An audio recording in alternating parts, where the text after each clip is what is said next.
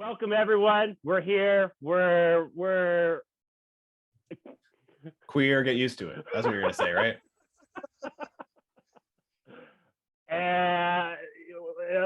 Words and stuff. I'm sober right now. I don't know why I'm fumbling this. This week, as it shows in the title there, we are reviewing Akira. And to start things off, we're going to do what we usually do and tell you all of our introductions to this week's film. The way I have you guys here on my screen, Steven, if you want to start us off, what was your introduction to this week's movie, Akira? Wow, Akira. What can I say about Akira? Well, how about this? I first saw Akira when I was in middle school, and it horrified me. I was at a sleepover, I believe, and it was like a birthday party, and it came on a random channel. I think it was one of the Sci-fi.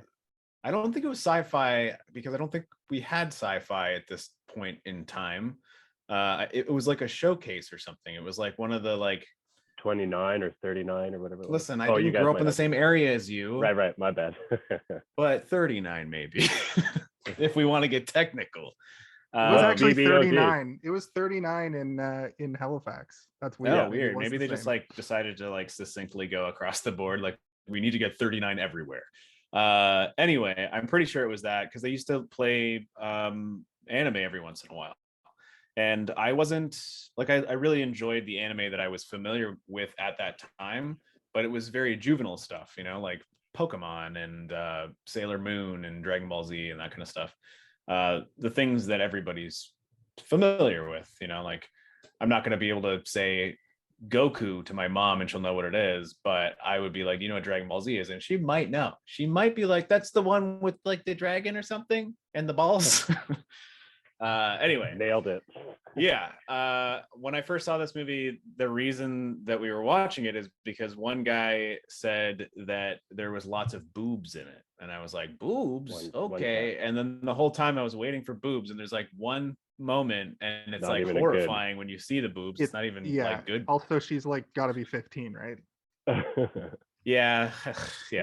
Anyway, a lot of things wrong with it. And then I was like, are there more boobs, or is it only horrifying RoboCop levels of violence for the rest of the movie?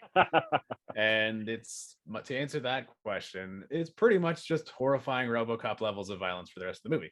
And it frightened me. I was actually a lot. And then after that, a lot of anime, if it was late night anime, I was always a little bit nervous because the violence it's top tier violence, man. It's Tarantino level violence. Love it. I love it now. Now that I have a fully developed mind and can disassociate horrifying imagery from a craft that is amazing. I really liked it. Anyway, the first time I saw it in middle school, didn't like it, was scared of it for a long time, and I'm obviously familiar with all the iconography. And I have seen it since then, but I don't think I've seen it all the way through since then because I watched it yesterday and I found myself completely engrossed in everything. And with that, I think I'll pass it on to whomever is next. That brings us to. Oh, wait, I might be pointing the wrong way. You're pointing the right way on the Instagram, but on the Zoom, it's just all wrong. It does not. That's okay. That's okay because people on Instagram, they don't know about our secret recordings. They don't know that I have the Trapper Keeper Cartman Akira monster as my background. My introduction to this movie was very similar to Steve's, and Kaylin, I'm imagining yours is also going to be very similar. But You have to. Oh, all right. But you have to there's a few things that sort of come together when I think about Akira. It's seeing Ninja Scroll for the first time. My dad rented it actually when I was a really little kid. Your dad rented Ninja Scroll? My dad rented Ninja Scroll, and we watched Ninja Scroll. Man, your dad's a pervert. It's not that. I haven't seen Ninja Scroll. I'm calling the police right now. Your dad is going to jail. I assume that has boobs in it. It also has extreme violence, just like this movie. Yes. But there's another thing that happened that was kind of weird in my childhood, where my dad gave me, like, he collected comic books and he put a manga in my backpack to take to school, and he didn't proofread the manga first. And I want to say it was Ghost in the Shell, but I don't think Ghost in the Shell has like rape imagery. Was it Ranma half or whatever that other one? No, Ranma half is like kids shit. Yeah, but there's stuff. Is there? But there's stuff, man. Yeah, because he turns into a girl and stuff. Oh, I thought, well, I didn't know it was a weird pervert anime. Anyway, I digress. So I don't think that turning into a girl is pervert. I think that's a fairly normal thing nowadays. No, but they show stuff. Oh, okay. You can say boobs on the internet. Yeah. Well, I don't know. Anyway, let me just get through this, please. God damn it. So I was at your dad's house for a sleepover, and he showed me this movie when I was in middle school. So what happened was I watched Ninja Scroll real young, and I got this manga. It came with a comic book. I leafed through it and I saw horrific images, and I took it to my teacher and I was like, what the fuck? And the teacher was like, oh dear God. So they had a talking with my parents. And then, so that just means though, that the, anime experience, as it was called Japanimation back then also. And the word anime wasn't coined till the late 90s when Dragon Ball Z came out on television here. But at the same time, so I was of two worlds. I had Ninja Scroll under my belt. I had this horrifying, like, probably messed me up a little bit manga that I had read. I knew what Japanimation was, but at the same time, some of my favorite cartoons were Maya the Bee, fucking Return to Oz, and Astro Boy, which are all famous, which are like the triple threat of original anime. Maya the Bee was you don't remember Maya the Bee? I remember Maya the Bee. It was the same animation house as Return to Oz and Astro Boy. Nice. Toei or whatever. Anyway, so we fast forward till I'm in my formative years. I'm a teenager. I'm probably about 12 or 13. And Akira comes on at a sleepover.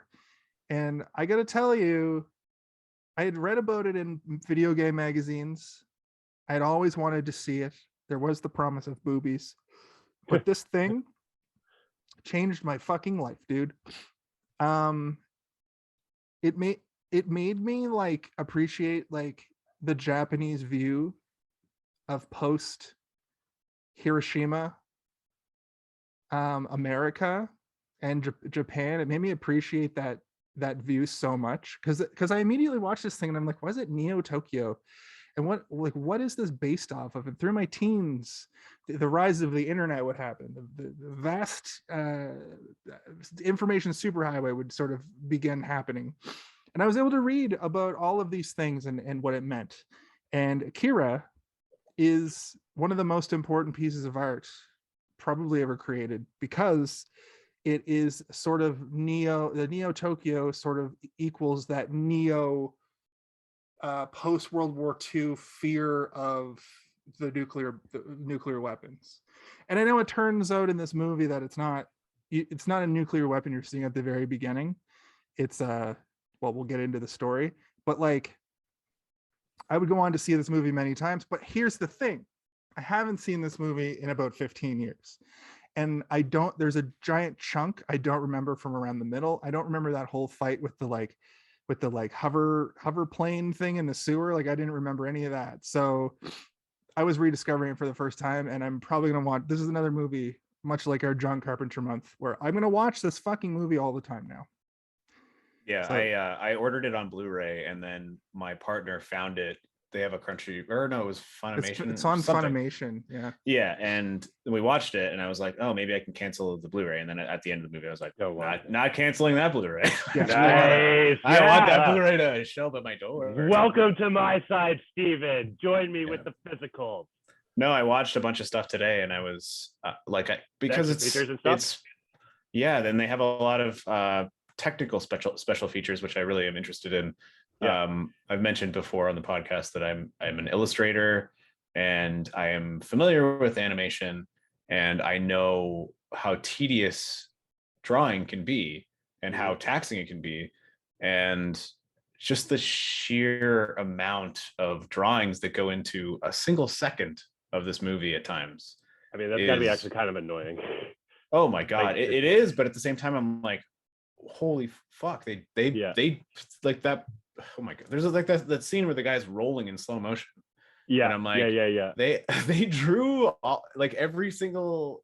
It's crazy, man. It is. You think crazy. that this movie though was before, like, you know how The Simpsons is famously made in like China or Taiwan in like basically like a sweatshop like animation studio where there's thousands of people so they can get an episode out every week. Was this movie made like that, or was this movie in the 80s? Did they even have that concept yet? And this is like a small team of animators. So in the early 80s, late 70s, early 80s, it's when Japan was like finally getting back on its feet from World War II. Like they were in like a pretty rough patch for a very long time. And animation was one of the things that they were just like boiling under the surface. There was all this animation going on.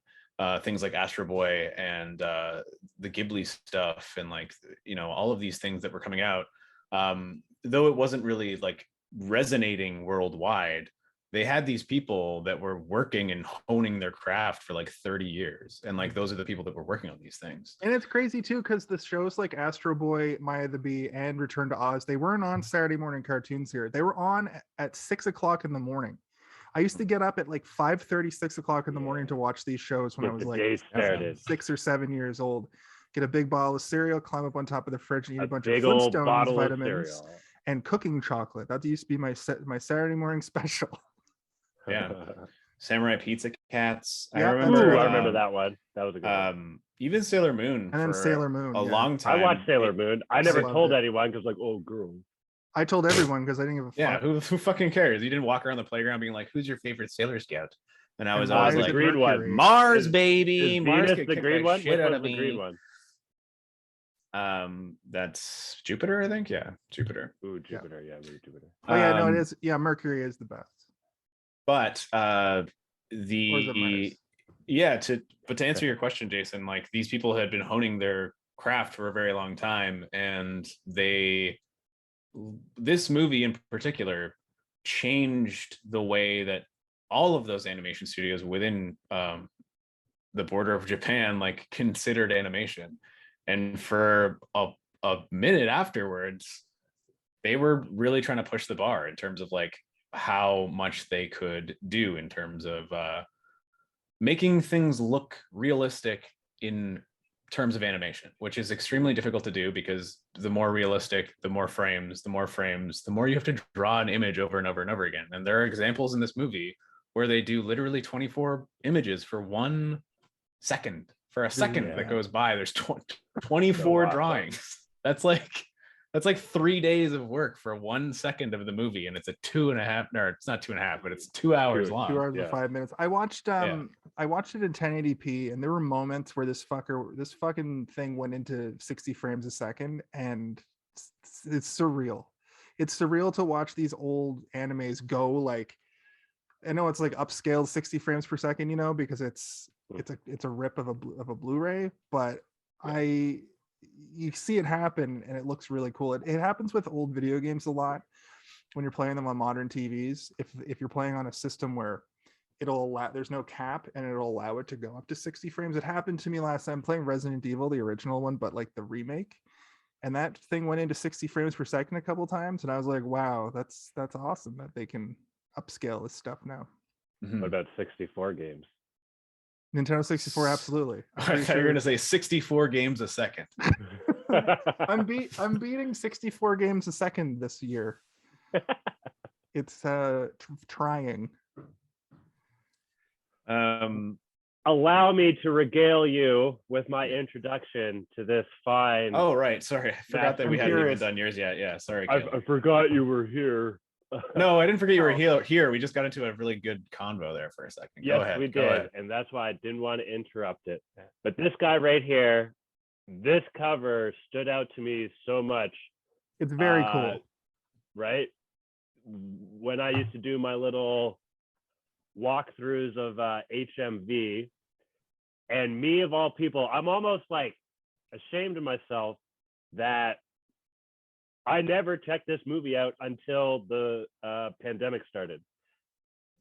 You love Dragon Ball so much and you've never seen Right. Akira? Right? Like I've heard a little bit about it, the name. I saw the cover. I'm like, well, it looks fucking cool. I don't know why I never got it.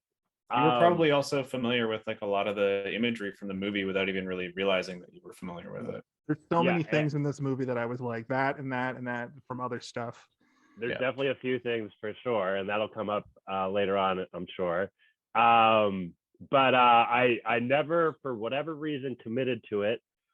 When the pandemic first hit, so Jason, you kind of like just started checking out movies altogether. I started going through like the movies you got to see before you die kind of thing or whatever. For the ones that I hadn't, like there's most of them I saw, but there's a few like little here and there that I didn't. This one being one, I was like, okay, finally I'm gonna check it out. It's visually so like what I like about cartoons, like, and because it doesn't have to be like a childish thing, as this movie clearly demonstrates. But what I like about animation, I guess, is a better, more adult way of saying it, is you can do anything you want, right? There's no limits. You know what I mean? Your imagination is the roof or whatever. And it's true. Yeah. This movie blew me away. I was amazed that I didn't get to enjoy it for more years of my life. And it's definitely one that will be replayed over and over quite often. With I never saw it on like Saturday night on Showcase. They used to show that like 4 times a year. Like Showcase had like 10 movies they played on Saturday night, and then it would go into Red Shoe Diaries or some weird like pseudo softcore porn. Yeah. But it was always like Reservoir Dogs, like, Naked Lunch. Does anybody else have a boner? Akira. I need to fix my pants. Yeah.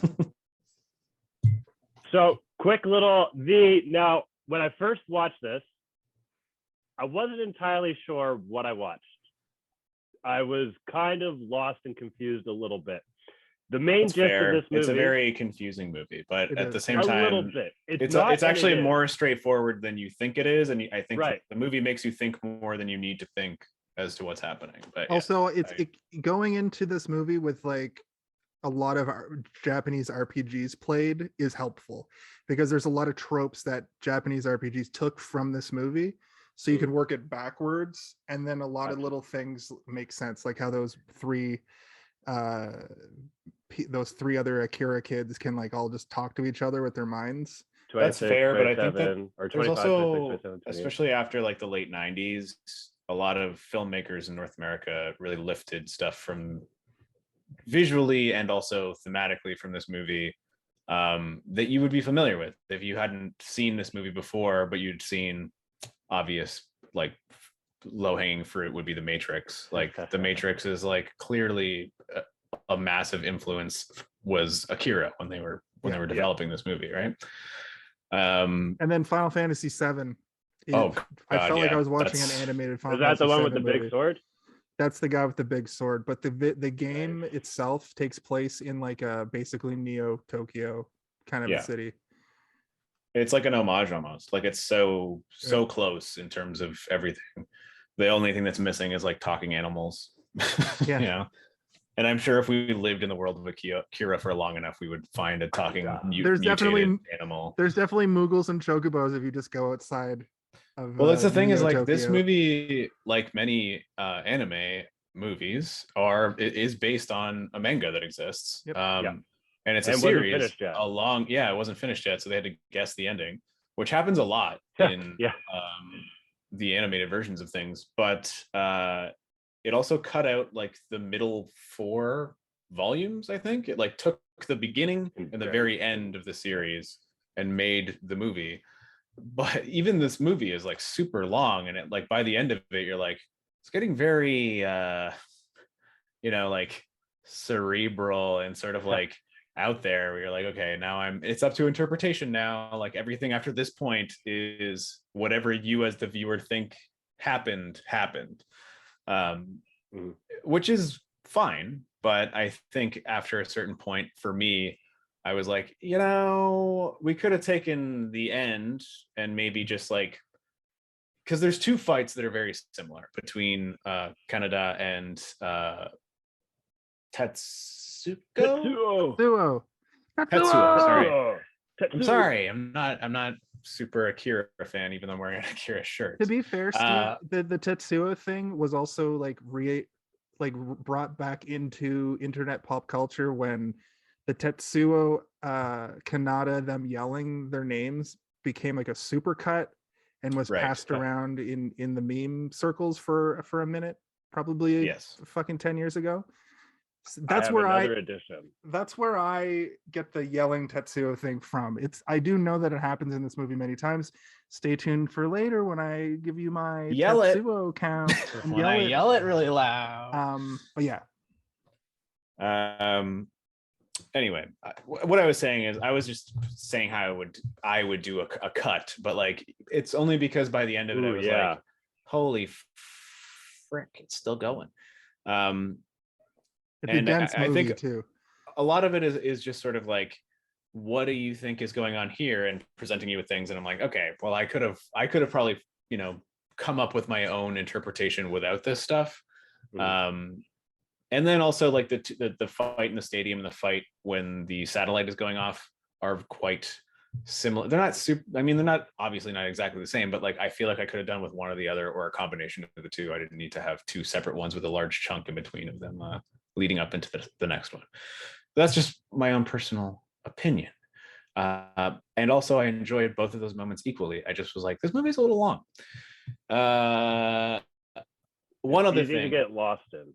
It is, and that's something that I was mentioning to you guys before we started recording, was I watched it with subtitles in the original dub, the Japanese dub, and I had a hard time with the subtitles, and it's because I was so overwhelmed with the visuals, and I haven't seen this movie in so long that I was like just looking at everything and like just absorbing everything, even the backgrounds, like when there's like two people sitting in an office just being like, well, we've got to do this and that and this, and then like in the background like the cityscape is slowly moving and like sparkle off a glass, and I'm like, man, this is all so beautiful looking. And then I'm like, oh shit, I just missed like three things these guys said. I don't think I could handle it. I found myself having that issue too, and that's why I don't fault people for wanting to watch English dubs of things, especially for anime. Just because of the fact that if you're just reading the subs the whole time, you're gonna miss all kinds of cool action. But also the movie Parasite there's a lot of it's hotly contended to be a movie that doesn't require an English dub. But did I tell you I watched it without the subtitles? Yeah, I think you've talked about it on the show, because I've told my District 9 story that's similar, where we just thought we were supposed to just kind of. Wait, you watched it without the subtitles, but like in Korean, right? Yeah. Yeah. So okay, interesting. I don't know what was like the first time I watched it. No idea what was said, but I knew what was going on, and it was an amazing movie. I think that was part of the filmmaker's intention, considering it did so well in North America. Like maybe he had that in the back of his mind. Like if I'm gonna sell this to a North American audience, they have to be able to read the subtitles but see what's going on in the movie. Yeah. So you can glance away from the words. There's also not a lot. It's not a script heavy movie. Yeah. No, yeah. And not a lot of dialogue. I'm trying to like replay Parasite in my brain right now, and I'm like, I think maybe I could follow this movie without it, because it's like you get the idea. Yeah. Anyway. Yeah. But my point is that's another movie where I think I want an English dub of it, just because I want to watch everything that's going on. I think it's on Netflix now, isn't it? Yeah, but I don't think there's an English dub of it even now. I don't think they ever made one, unless there might be a fan one made, because fans just pick up the slack all the time. Check us out. Right. Yeah. I mean, but I think at the end of the day, we can all agree that English dubs are always rough, even if it's, if you watch like the Miyazaki stuff or the Ghibli things, the movies that like they hire prestigious A-list actors to do their dubs, it still sounds like stilted and weird because they're trying to keep up with the lip syncing, right? You have like Billy Bob Thornton being like, "Oh, well, you know," he's just like tries to catch up to something. You know, like, that's weird though, because you sounds watch weird. later animes. I watched Bleach and Naruto in my mid 20s because I got really back into anime when you were able to torrent Naruto everything. has a shitload of episodes. Fuck man, Naruto had a shitload of episodes when I stopped watching it, and then now there's Lopi put me onto Naruto. I check it out every once in a while. Yeah, it's a great show. It's got some really good season finales. And music. Season finales and music are that show's forte. And Naruto's a great character, but I digress. I watched Naruto with English dub, and they didn't have the same problem where the mouth. Maybe it's because with computers now you can make the mouth fit a little bit better, kind of like how when they do video games, they can just reanimate the mouth part. I'm sure that they have the power to do that, but I'm not sure that they do because it would probably be very expensive when they can just tell the actor to $10 million. Well, they definitely didn't have the ability to do it in 1988. No, they made one movie and they got the voice actors to like work around. No, they did the dialogue first, and they drew. Well, oh, sorry, you're talking about for the dub. Right. Well, that's how they do all animation. Is they do the recording of the actors first, even in North America, and then they animate to the performances because that's how you get good performances out of your animated characters. I was reading that some places don't do it, or maybe didn't do it at that time anyway. Like there was the reverse. Sorry, I mean like Disney, for example, they will always they have always recorded the dialogue first so they can get the most natural sounding performances, and then they animate to that afterwards. Yeah. And I was going to make a point, but I'm not sure it's completely valid. Which is that like I don't have an issue with animated television shows, particularly anime, when they are dubbed, because those are, you know, they're full of like sort of like matte paintings and then characters having conversations. Yeah. And there is action, and obviously there's beautiful animation happening, but this movie, like literally every frame is full of stuff that you can just look at. The opening shot, I was watching it with my partner, and like pans up from some buildings, the buildings get smaller, you see a massive city, the buildings get tinier and tinier and tinier, and like before the explosion even happened, I was like, holy shit, somebody painted that. That probably took them like a week and a half to paint that whole thing. Later in the movie, towards the end, where things are exploding, and there's just like a stationary shot of like water exploding out this. Oh, it was when the Akira orb is coming out. Yeah. It's coming out from the like underneath. Is it between buildings? It shows like between buildings, and it shows like water or like steam or something coming out. Smoke every layer was different, and it was all moving independently of one another, and it just held this shot for a solid literally 30 seconds. And I'm not being hyperbolic. 30 seconds is a long time in a movie or a TV show, and I was like, I can't stop looking at this, especially if you're drawing 24 drawings for 1 second. like the minuscule movement or like alteration to it, that's crazy. I had like a similar moment in the movie, Jason, but it wasn't even something as grand. It was like, you know, I don't remember the characters' names, but when the guy with like the weird rabbit teeth is walking and he's talking to the guy, and they're walking on a bridge, and they're walking by all these buildings, and you can see the city moving beyond those buildings, and then as they move past the buildings, you can see the sides of the buildings moving. And I was like, there's like 7 layers here. And then I was like just looking at all of the stuff that was happening, and then I was like, I don't even care what these guys are talking about. And then they start talking about like a cult or whatever, that are like, Akira will come back, and I was like, no, go back to those buildings. I want to see the buildings, man. Yeah, that I would venture to say that anime as we know it, like televised, like Dragon Ball, Bleach, Naruto, even Berserk. If you've never seen Berserk, go watch Berserk. The original series is like 20 episodes, and then they've made a bunch of more modernized ones with like CGI, and They actually remade it, but the original is always better, in my opinion, for a lot of things. Classic. And that one's pretty detailed in that, like, it's a lot. There's a lot of sword fighting, so you're getting the whole range of motion, but the backgrounds are pretty stationary. And what my point is that the anime, as we know, is usually, like Steve said, a matte painting background with things happening on it. The modes are the only thing that are really animated in a lot of scenes. It's very slow. It's very cheap. It's very costly. cheap. Yeah. And movies like this, Miyazaki and Studio Ghibli, they're Disney. Like, they're Disney caliber productions. $10 million. I think that this movie, it came out in 1988, which is like, around the time of the renaissance of Disney, when like The Little Mermaid and Beauty and the Beast and all that stuff started coming out. And I would bet my bottom dollar that they saw this stuff and was like, we have to up our game. We can't just have like a painting of a forest and someone being like like dancing through it, where they just draw a person dancing through a painting. They're like, we need to like really get crazy. And Kaylin, I wanted to bring it back to what you said earlier, which is when it's animation, you can really you can let your imagination go crazy, and you can do anything that comes into your head. And that is 100% true.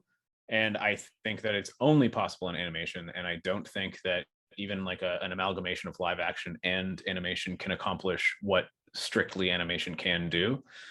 Not in a favorable, concise way. No. Like, and you'll always see the difference. It's the reason that like every live action remake of a Disney movie just doesn't have the same impact.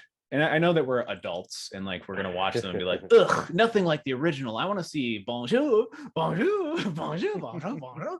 Like, obviously, I'm gonna like the original Beauty and the Beast more than the remake, but you can do things that you can't do, which is like, you can pan in and then go right up to a person's face, and go away from that person's face, unless you're gonna throw in like a rubbery Emma Watson for a second. Like, you're not gonna be able to accomplish those things. So that's something that I appreciate that you said, because I was going to make that point as well, but you beat me to the punch, brother. Yeah. Well, thank you. Yeah. Great minds. Shout out to what you said though about the technical aspect about this. So I read it was 160,000 images.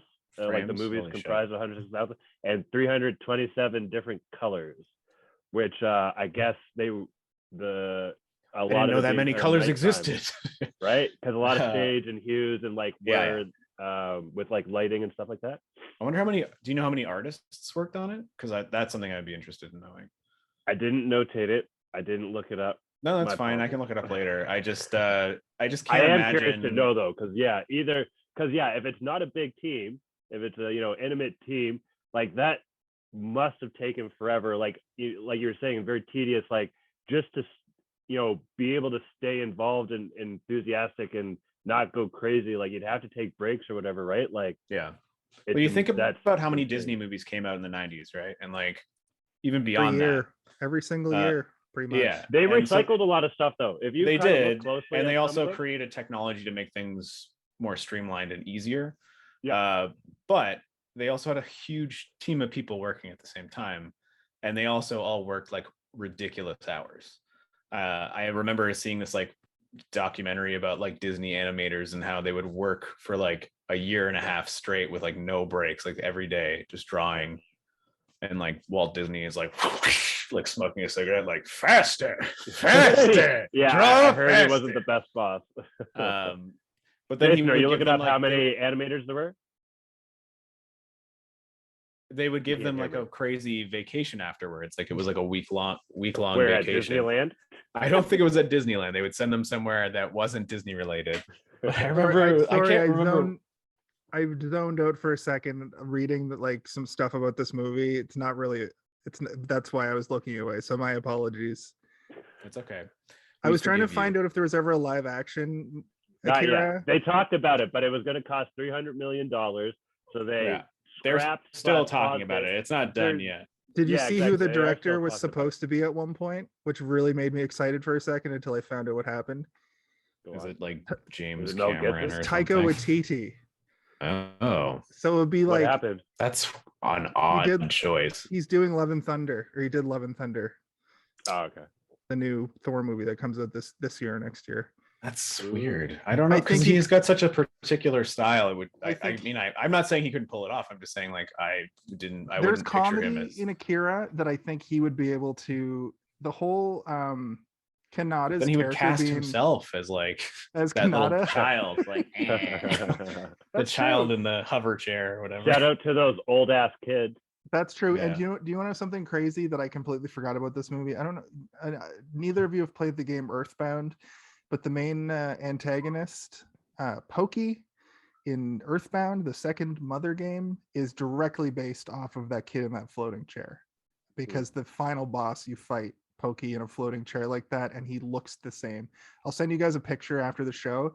If you're And watching I this, will send you a picture of Yoda's chair from episode 1 that he sits on in the council chamber, because it looks exactly like that chair.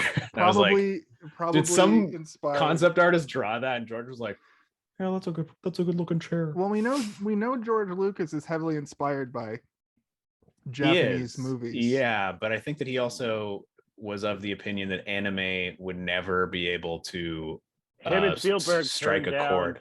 this movie. Yeah, they both decided, like, we can't make this work, like we can't do it. And if like Spielberg could make it work. If he said he couldn't, like that's I saying think a he lot. probably, and this is like in the 90s. This isn't like he didn't say this like last year. He made Ready Player One. They made Ready like, Player One, which is okay. the same kind of like Pretty good. Could have been so explosion. much better. I I hate don't it. think I would good. want Spielberg to make Akira, because I don't know if he would be able to. I need some gritty. It needs to be gritty. Yeah, I mean it does, but I mean, like, The right amount Spielberg can do gritty, like he can Like do what? very, very gritty. I think Chris Schindler's Nolan List. could make a good Akira. Chris Ooh. Nolan can make gritty Yeah. Batman, and he made a pretty good motorcycle sequence in The Dark Knight. That's true. I mean, I might even give it to the Wachowskis. Yeah, Speed Well, Racer. Well, 90s Wachowskis. Speed Racer is not a great movie, Why? but like It has that's kind of what Akira would have to look like, right? All dreamy. Well, and I'd spunky rather and it didn't. colorful. which is what I'm That one saying. was They, too shiny. have you seen Speed Racer lately though? It's actually really good. Like I kind I- of like it a lot. I can't remember if I watched the whole thing. I know I They put it lean a on. little bit too hard into the anime stuff, but like the Yeah. funky anime stuff, like where they like people will jump through the air and there'll be like beams of light going by them, and like that kind of stuff they could I'm okay probably with have pulled back on a little bit. And Akira doesn't really have that sort of stuff. Yeah. And I think they'd know how to pull it off appropriately. And like, I mean, the Matrix sequels are more or less like them just going full anime mode. They're like, okay, now we have the budget to Effects, just yeah. make anime, like That's live true. action anime. The highway scene in Matrix Reloaded is very Akira. And the fight scene at the end of the highway. third one is basically an anime fly, like a DBZ fight, but like, That definitely reminded me of DBZ when I first saw it. I was Yeah. like, oh man, they're going to make a Dragon Ball Z movie. well, Finally. I also think that was like a lot of filmmakers like moment where they were like, we can make Superman again. I think, Yeah. like we can probably do it now, because it looked a little weird in the Reloaded, and obviously the end of the first one looked so weird. You're like, ugh, what the? Yeah. They did the it heck? wrong though. Superman Returns is canonical to the original 4 Christopher Reeves movies, and it's so Yeah. fucking boring. It's so boring. The only cool part is when the I bullet have hits tried him to in watch the that movie eye. 3 times, and I have fallen asleep every It time. took me 3 times to get through it too, over many years. The only good part of that movie is when he gets shot in the eye with the bullet, and when he like brings the plane down. That's the only. In the movie's part. defense, I have always been extremely tired when I put it on, because I'm like, all right, I'll give this a chance again, and then I fall asleep like super quickly. Speaking of shots you guys like, were there any? Do you have like a handful of key shots from this movie that? Wow, there's a lot Like, of good there's a ones. lot. Handful. Give me a hand. Give me like 5. I'll tell you right now that when when Tetsuo's tripping out, and he's seeing the toys become giant toys, and then they start bleeding milk, and he's like in the milk, and he's and they're like, he's like, oh, it's milk, and then he like kind of like just makes them go away with his mental powers, because he's figuring out that he has these powers. I really enjoy that. I really like that the weird little kid people are like, they're trapped in that room that looks like a giant like play palace. I don't know what Yeah, it's It's so just weird because weird it's and unsettling. implied in the movie, right? Like we didn't really do a synopsis of the movie, but it's kind of going to be hard to do. You And can't really do a synopsis of a movie like this. That's what I was Basically, saying the story earlier, is a street kid gets into a motorcycle accident and he figures out he has crazy powers, and then the government is trying. He already had the powers. Did Yes, the kid unleash he figured the powers? out. I didn't say he gains Did them. they give him drugs though? Did they give him drugs that heightened the powers? Like, well, so here's the other thing is that I think that the entire city is like taking pills and shit, right? They're called the Capsule Gang. I think that the whole thing is like that people are taking these drugs, and like there's probably a lot more people in Neo Tokyo that probably have these powers, and it's a result of Akira going supernova, and that they just are, recreationally taking these, or doctors are giving them to them. And like I wouldn't be surprised if they made a sequel to Akira where everybody discovers they have crazy Akira powers, and they've just been taking these drugs for so long. What about that sequence at the end when he's floating through and he sees the classroom and there's the 4 of them and it's the 3 kids, and then there's one that can't get a hold of his powers. I thought that was supposed to be Tetsuo. No, that was 25, 26, 27, 28. That was Kyoko. Oh, the 3 kids and Akira. And then Akira is just the most powerful one of them all.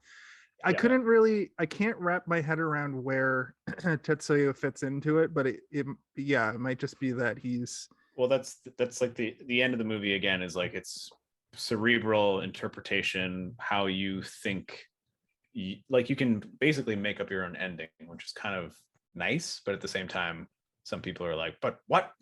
I need answers. Yeah, we spent 4 weeks trying to figure out time loop theories. Yeah. Let's never do that again. Oh man, source code. Call back. You guys gotta check out source code. Next, but like the 2 fucking happy birthday, happy death day movies. But I think I do really like that question, Kaylin, because I think it's, as somebody who really enjoys animation a lot, I think it's probably one of my favorite forms of media, her favorite medium. Like I think I prefer animation over everything, to be honest with you. Like I really good animation. Garbage animation kind of frustrates me. But then even stuff like Rick and Morty, where in later seasons, like they still have their like janky drawings for their main characters and even like their tertiary characters, but like the stuff they're doing around them is so animated so beautifully. Like when they're in their ship and they're like in an escape scene, and like Rick is blowing up other ships and they're crashing into buildings and the explosions look so great, and you're like, they've taken this like janky ass cartoon and turned it into something beautiful. South Park's another example of that, where over the years they've used the same key images, but now it's like it looks like they're almost 3D in their world, and they look. I think South Park is one of those ones that, like Rick and Morty, they like improved upon their animation style, and they didn't really allow time to make them lazy or like get them into a point where they're like, well, it's cheaper if we do this. Because I think that those 2 guys are like, I don't give a shit if it's cheaper. Like we make so much money, and we should be spending more on it to make it. We just want to make our jokes. What up, Steve? Cutting down both sides of the argument. Like that's South Park's thing.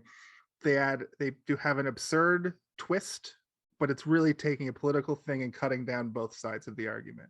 And that's that's an important piece of like, propagandized medium. Like you want to be able to show both sides of an argument and make them both look absurd to really keep bias out of it, in my opinion. The Simpsons on the other side of that, not what you're saying, Jason, but in terms of animation, like they got to a point where their animation was so good, and then it just kind of, they figured out like, oh, Family Guy is doing it this way, we'll do it that way as well because it's cheaper. And then they just like stuck with that. And I'm not sure if they went back to the hand-drawn style that they had in the 90s, but like in the 90s, The Simpsons was animated like to the level of almost like a Disney movie at points. Like some of the episodes were so beautifully animated. And then it just got boring. Like the visuals were not keeping up with the humor. Well, the humor also kind of goes away over time too. It becomes very homogenized, and the last 10 seasons have been more about the celebrity guests. And Homer has about 4 different storylines. Bart has about 4 different storylines. What's Lisa? Does he even work at the power plant anymore? I think that at one point they made a joke about like, here's all the jobs I've ever had, and it went on for like 10 minutes. And Lisa is into the new fad of the week and meets a celebrity, and that's basically every week now. And meanwhile, Family Guy was really cutting edge because they would take these absurd jokes and try to push the envelope. But once the envelope has been completely blasted open and there's no envelope left to even push, it's like, hey, remember the time I was a piece of ham on a sandwich? Cut to Peter, I'm a piece of ham on a sandwich. I remember that joke. Sorry, Jason. I don't mean to try and push us back to the other topic. I think the point was like specifically animation, like the animation in like. Okay, sorry. This is going to happen a lot this month because we didn't say it at the top of the show, but it is animation for oldies. It's animation month. Yeah, that's so. We have a name. Let's talk about the animation. That's what it says in the spreadsheet. Animation for oldies. Animation for oldies, which basically my thought process was like animation that older people enjoy. Like one thing that I was very. You have titles for the summer though. Yeah, I do, but like that's because we haven't chosen movies for those yet. But I'm like, these are. But do we have to match up those titles? I mean, no, we can change anything. Everything's malleable, man. But anyway, like basically what I was saying, South Park has improved their animation, and they've never kind of like faltered and gone backwards. The Simpsons got to a point where their animation was amazing. The Max Power episode, or the episode where Hank Scorpio is like burning people with a flamethrower. Yeah. And then it got to a point where they just went backwards to Family Guy. Family Guy even like got to a point where they were like, okay, let's spend a lot of time animating these fight scenes, like the chicken fights and stuff like that. Got pretty impressive, but like, you know, they wouldn't blow the budget on that kind of stuff. A lot of Family Guy jokes are like two people walking into a room and talking to each other for a second, and then maybe one guy hits the other guy over the head and they fall over and they're dead or some bullshit like that. Whatever. But Akira is like, you know, one of the, I think, like formative examples of 90s animation and how it influenced a bunch of stuff that influenced me specifically. Nice. You guys are familiar with the Batman animated series, I am assuming. Robin does the same thing. I'm Batman. I just feel there are several examples of different Batman episodes, as well as the movie The Mask of the Phantasm, which I really wanted to pitch for this month, but we filled it up too quickly, and I'm like, I guess we'll do that maybe next time. But it's one of my favorite. It's not really an adult movie. I saw that in theaters when I was like 7. I did too, but if you watch it again and you're like, this is maybe not a kid's movie. There's a lot of like, the Joker's pretty messed up in that one. I watched it in 2020. There's like corpses and stuff, and like there's a point where like a guy spins around in a chair and he's like fully a corpse that's been like dead for a few days, and he's got like a TNT in his chest, and he's like, like, and people get shot and die, and like the Phantasm like pushes a tombstone on a guy and kills him. Anyway, good movie, but there is an extended fight scene in that movie that takes place around motorcycles and motorcycle gangs, and it's like before Batman is like super Batman. And it's when I was that beginning sequence of the motorcycle gang, the clown gang versus the capsule gang, I was like, whoa, this is so much like Mask of the Phantasm. And then I, immediately pulled up my phone and I was like, okay, it makes sense. They literally cite this movie as a source of inspiration for how they could up the game, because the animated series had been on for a few years at that point, and they wanted to use traditional animation techniques that they used for like the Looney Tunes and stuff, but mash that together with anime, and the anime of the 80s. Yeah. The 90s Batman the Animated Series, it's good. It's a good show about Batman, and it doesn't, I feel like the Spider-Man 90s show is like that too. And the X-Men 97 is like that as well. I'm excited for the new X-Men 97 reboot on Disney. They're just going to continue that show. That's crazy to me that they can do stuff like that now. It's pretty cool, yeah. I'm very excited to see what they do with that. But I'm just one more thing before we move on. Yeah. I'm playing Cyberpunk 2077 right now, Oh, and I man. have You're just in Neo Tokyo. You're in Neo I'm cur- Tokyo, basically. I have the leather jacket, the red leather Red? jacket, and I just bought the fucking motorcycle. There's a Nice. version. It's got different. It's a little bit different. It's not as Different awesome decals? looking, but yeah, it's different. Got different decals, but it's the bike, and it's got to be. I think it even has a similar name. But I'm just rolling around this like I feel like this movie was it was perfect timing to watch Cherry this picked. film because I'm playing this game where I'm just in basically Akira. It's a little bit Yeah. different. It feels a little bit more like if modern day was Cyberpunk, but it's good shit. Speaking of cherry picking, Oh, sorry, Kaylin, before you go on, we Yeah. didn't. Okay, Jason, you said your one shot, your good shot. I would like to say at least one. Like we did skip. Yeah, sorry. What was Jason's one shot? Oh yeah, the light, the light and the smoke, right? Yeah, no, his was it was the water. when he's like the teddy bears and Yeah. rabbits are coming to life. Oh, we Right, didn't. okay. That's how we got into this whole conversation. I just wanted to mention. Yeah, the we other fell thing into a bit of a rabbit hole, if you Yeah, will. the A other one that rabbit I wanted to covered in mention milk. Yeah. was just that when Tetsuo first like realizes his powers and he's walking down the hallway, just wrecking everybody God, yeah. because also they redo that scene. That's the like closest to Kanye live West. action we've ever seen for Akira in the Kanye West Harder, Stronger video. Isn't there a scene like that in The Boys, or is it The Boys, where they're in like a hospital and there's like hospitals for supers or soups or whatever they call them? Yeah, somebody where they- blows somebody up in Kind the of had hallway. a Is scene similar. in his phenomenal video, sort of. yeah. Man, Oh, Carl Urban knows how to like really line himself up into like amazing live action versions of things. Like Carl Urban you guys have rules. seen Dread, right? Dread, the movie Yeah, Dread. it's a great Like- adaptation. The second Judge Dredd movie. Yes, Yeah. the good Dread movie. The one that's not about the Yeah. three shells.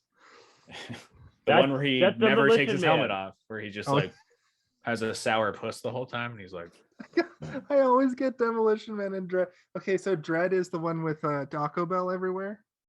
no, that's Also, Demolition that's, Man. That's Demolition Man as well. Yeah, Fuck.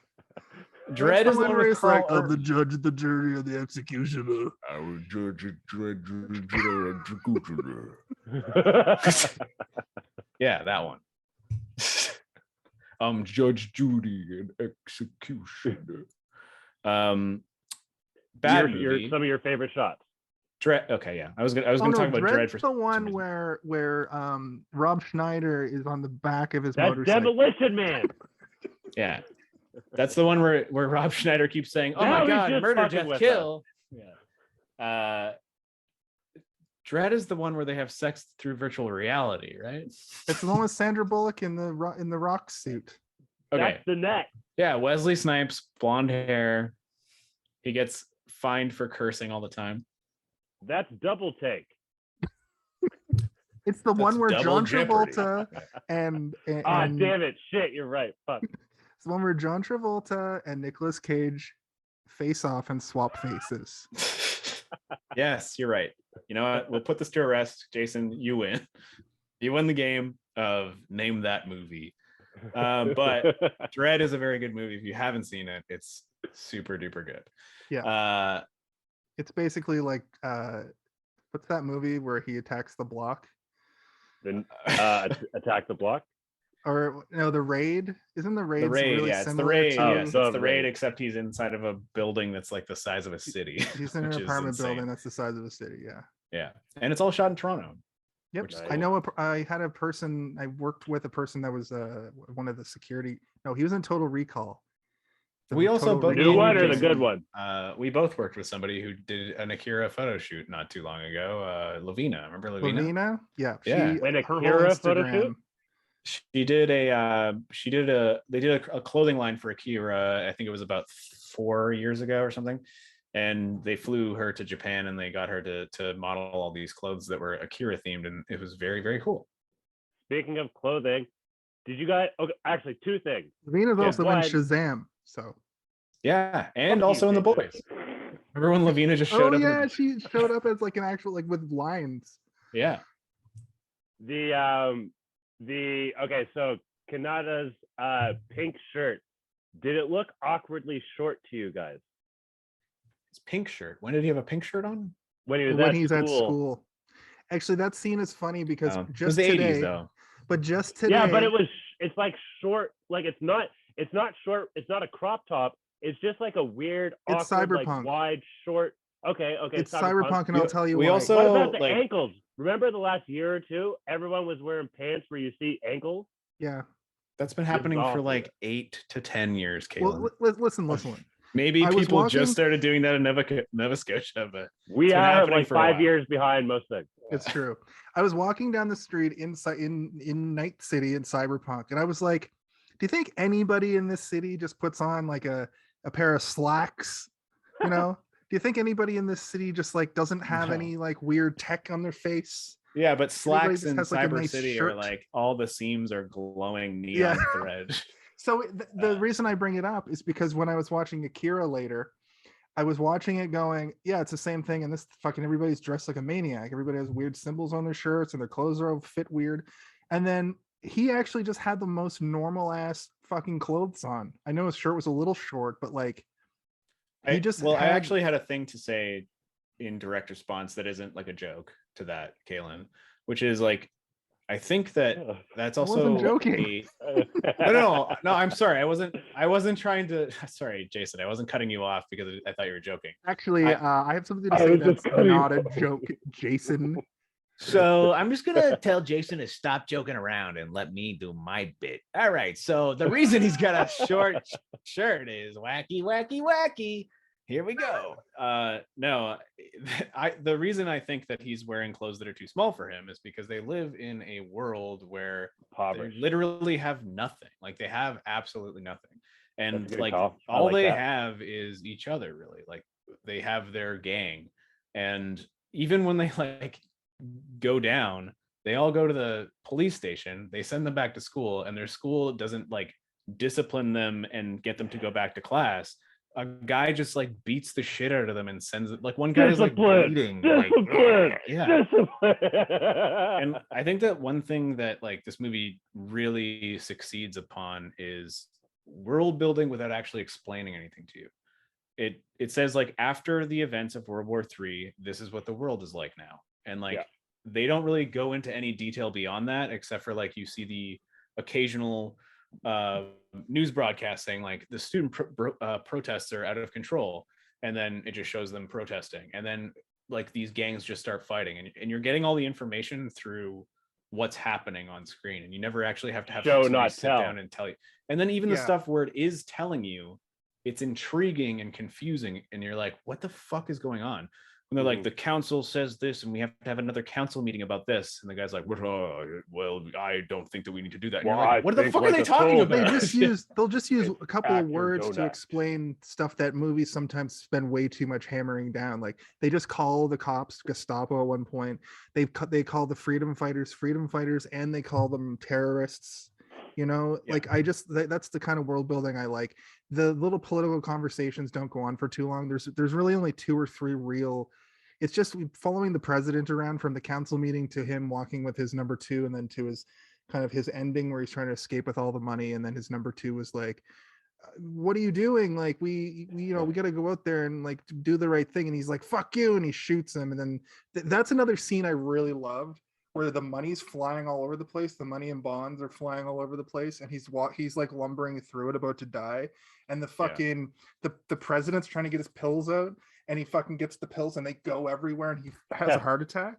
And then the guy No, keeps he lumbering. eats too many of them. He eats like the whole bottle. His mouth is Oh. full of pills. He like overdoses on his heart medication. It's Well, crazy. but still, the number 2 guy. No, like, he didn't swallow them. They're still in his mouth. he lumbers over. That's how I interpret it. He lumbers over, and he just falls down to one knee while chaos it kind of comes out, and then chaos is happening because the whole city's like they're either watching it go down because they're, It's very good storytelling, jaded. man. Like they don't have to say stuff. It's just like visual, and like that's it. Where it's like I can only imagine like the storyboarding process where they sat down and they're like, how do we tell this tale without like having to say It's too a much? film versus a movie. Well, that's true. They did have the storyboards Lots of already. explosions and car chases. Lots of explosions and car chases. They did have the storyboards though. It's a manga, right? So Right. True. Yeah. they just yes. took key scenes and just filled them in basically. That's like always has been my argument since I was a kid when they do like an interpretation of something that's based on a comic book, especially a comic book, where I'm like, they literally already have the storyboards for good stories. Like, That's why why I don't they hate the just take live these? action Death Note. How do you take a perfect story and just fucking make it a gory? I thought Like, the movie was okay, but I've never seen watch the anime. It's leaps and bounds until it isn't. It gets bad, but the first season is awesome, and then it doesn't, and then it's not. I read Death Note. Actually, I have it right here. Let's see. Do I? Yeah, I do. I want to make a live I've got action the Black Dragon Ball Page movie. edition. Oh, what? That It was looks actually a gift that was given to me by the Japanese team of the escape games that I used to work at. They gave it to me as a Wicked. gift. Yeah, very cool. Death Note. Not What as was good as the Akira. what was the scene that you liked? What was a shot that I liked? You mean, right? Yeah, Like an animated shot. Okay, so Yeah, I yeah. think my favorite one is when the tank guy shoots the first shot at Tetsuo, and he puts his hand up, and it stops the entire like the warhead part of the cannon, and then like he stops it, and there's like this force around him, like it's just air, Right. and then catching up to him is like the smoke trail that wouldn't have caught up to the actual warhead part because it would have blown up and then caught up, and that catches up to it, and then it blows up, and I'm like, oh man, That, that's like, such like a blows up good little like around him, detail where too. I'm like, that's so cool. Yeah, I love the that explosion force field. afterwards is cool Yeah. as well, but like it's just like the slowing down of it, and then the trail catching up to it, because it moved so quickly and then stopped, and then that trail didn't even have a second to catch, and then it like had a moment to catch up, which is like super beautiful. I think all the moments where Kaneda is like using the laser gun on the bike, obviously all those are really, really good looking. But one part that I really felt viscerally affected by was when the guy who kidnaps I can't remember what his name is, when he gets shot to death. Takashi.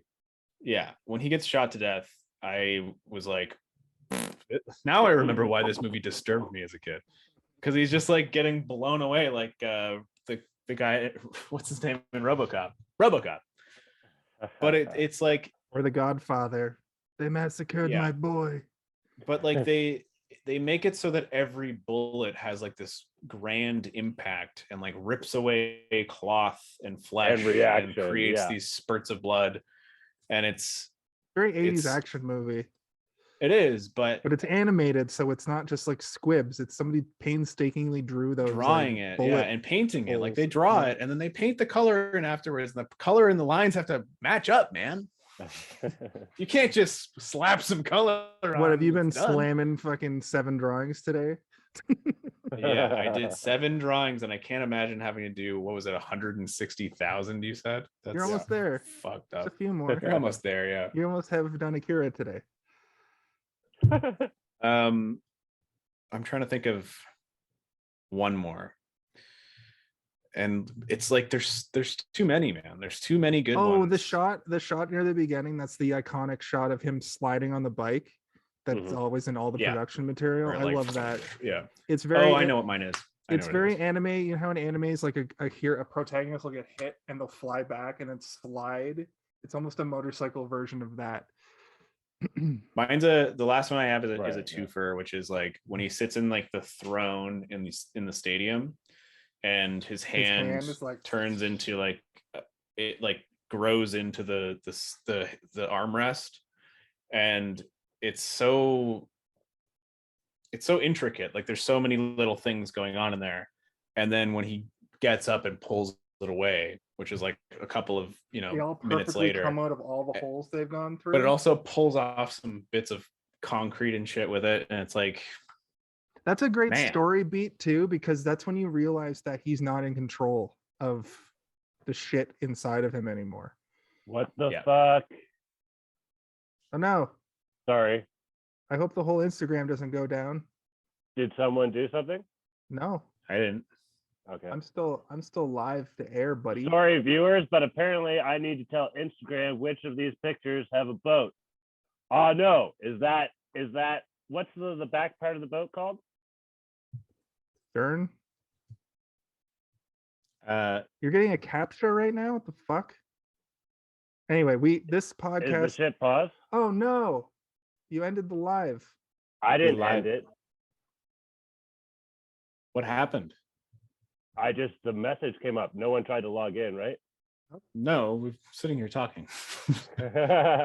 Well, what you can do, Kaylin, is just put it up. You don't have to put a message, just put a picture on it and put it up.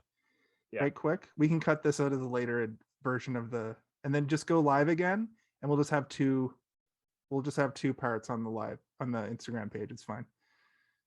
As long as we just, this version is now the important version. So I'm still I did live see on- like a weird thing pop up as well that had like two pictures or something, but like I don't know what it was. We'll send you via blah blah blah. I got 71 likes so far on TikTok for this. So 71. Wow. For this, you're somebody TikToking right sent me now? a gift, actually. Ooh. Do you know them? Nope. Do I want to give this my phone number? No. Okay. Just get the live going again. Freaking did you put a picture on the live? Did they ever make any kind of sequel What to the this at all? Fuck is No. this stupid ass. Fuck. No, I remember there's- there was a I'm ghost in the sorry, everyone. It's okay. I remember there was a ghost in the shell, like There's a sequel because it subsequent- ends in a cliffhanger, and they made a sequel like probably about 10 years ago. Yeah, no, but I mean that like they made a Ghost in the Shell thing. I don't know what it was because I started a watching it and I was like, this is bad. There was But a TV show, yeah, that I think. But they made it look like the poster for it looked like it was an Akira sequel. Like the person was wearing red and had a red motorcycle, and I was like, is this Akira? And I put it on and I was like, this is not Akira. What the fuck is this? Hey, Jason, do you want to text me the login info for You got booted completely? Yeah, I don't know what happened.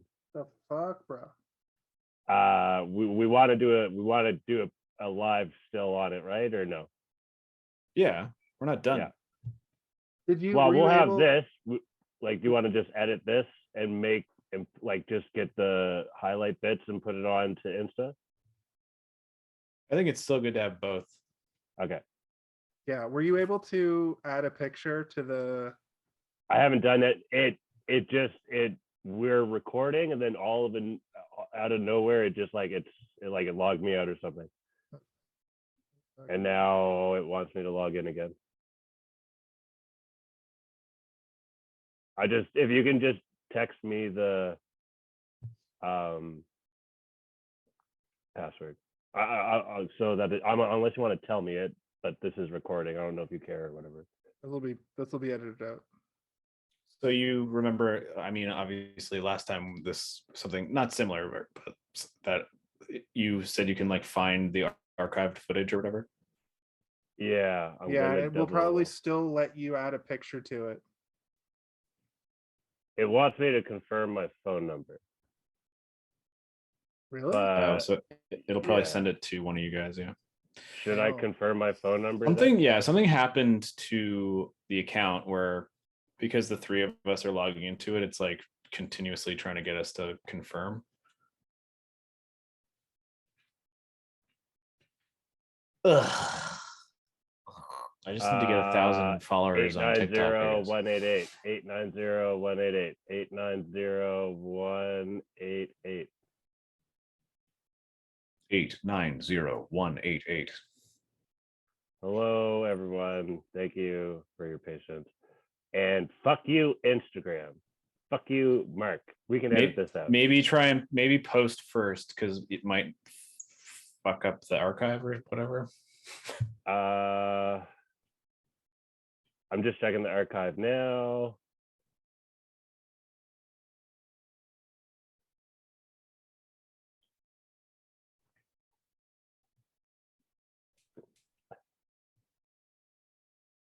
And it's not loading for some reason.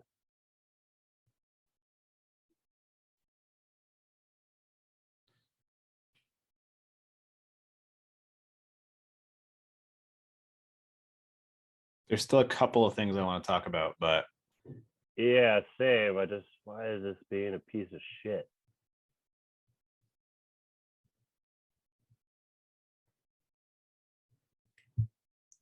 Did you see 21?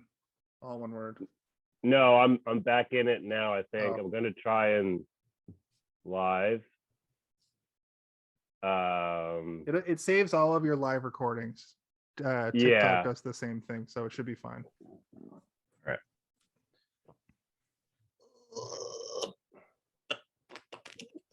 If you guys want to keep an eye open and then invite or request or whatever. Oh, hello. It's part 2. Actually, this is actually a great time for part 2 because this is a 2-hour movie. And hey, Intermission. exactly. The words coming out of my mouth. Welcome everyone. We're going to continue talking, even though sometimes technology does stuff that you're not expecting it to do, and then it does.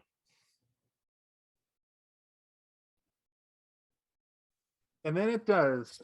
Here, I'm gonna start. Whoops! I'm gonna clap for the Zoom, so we have a point to edit. Okay.